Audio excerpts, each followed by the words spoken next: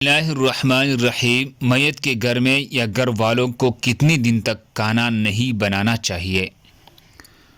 جس گھر میں میت ہو جائے تو ان کے پڑوسیوں اور رشتہ داروں کے لیے مستحب اور باعث اجر و ثواب ہے کہ میت کے گھر والوں کے لیے اسی دن 2 وقت کے کھانے کا انتظام کرے اور خود ساتھ بیٹھ کر اصرار کر کے ان کو کھلائے، اور ضرورت ہو تو 3 دن تک کھانا کھلانا بھی جائز ہے۔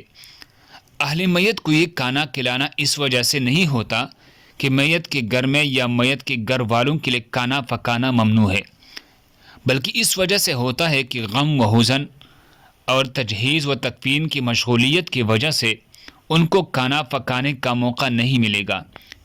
لہٰذا اگر میت کے گھر والے خود اپنے لیے اسی دن کھانا بنائے تو اس کی اجازت ہے۔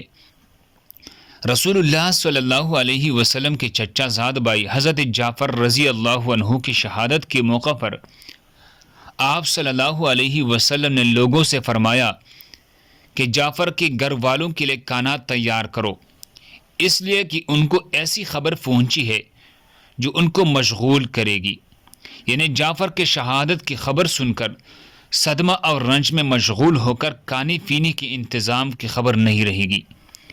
لیکن یہ کھانا صرف میت کے گھر والوں کے لیے ہے، یہ نہیں کہ تمام برادری اور قوم کو کھلایا جائے، کیونکہ تعزیت کرنے والوں کو اپنے اپنے گھروں کو واپس جانا چاہیے۔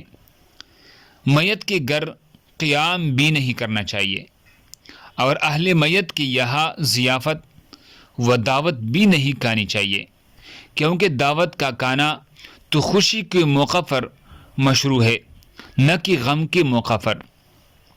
اس لیے فقہا نے تعزیت کے موقع پر کھانے کی دعوت کو مکروہ اور بدعت مستقبحہ قرار دیا ہے۔ اللہ ہم سب کو اس پر عمل کرنے کی توفیق عطا فرمائے۔ دوسرے مسلمانوں کے فائدے کے لیے آگے ضرور شیئر کرے۔ جزاک اللہ۔